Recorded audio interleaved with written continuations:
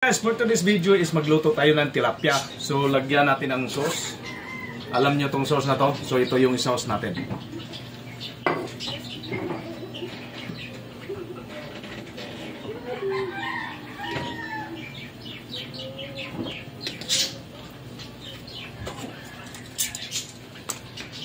Ito yung tilapia natin.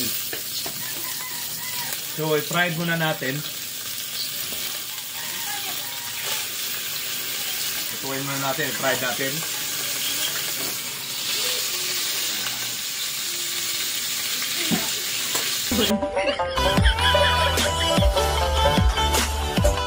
So ito yung ingredients natin, may sibuyas, may garlic, mayroong sibuyas dahon. So ito yung gamitin natin na pang-garnish, saka ito yung pang-sauté natin. So ito luto na yung ano natin, yung tilapia natin. Na-prito na natin. Tapos gagawa na tayo ng sauce. Maglagay tayo ng mantika, kunting mantika, panggisa. Igisa natin yung garlic. So, igisa natin ito lahat. So, magtira lang tayo ng konting pang garnish. So, yan, igisa na natin.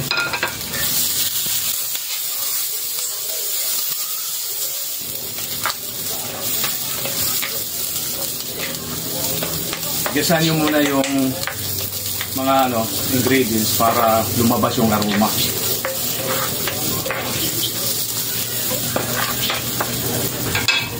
Tapos ito yung sauce natin. Ito is sweet chili. Ayan. Sweet chili sauce. Lagay mo lang dito. Magkuha lang tayo ng kasya sa natin, niluto natin.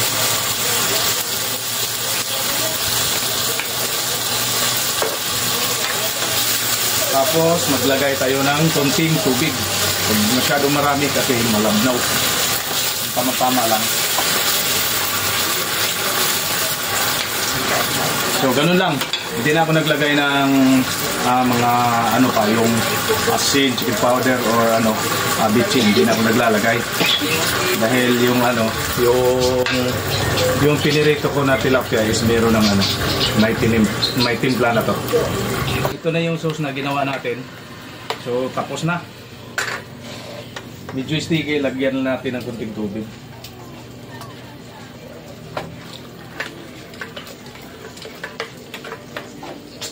So, ito na, finish na, finish. Lagay lang natin dyan.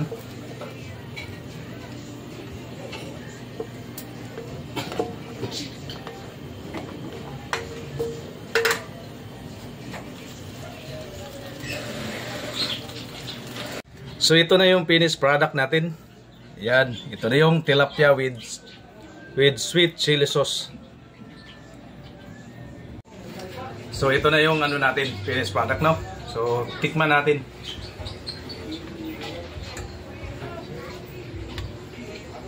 So lagyan natin sauce.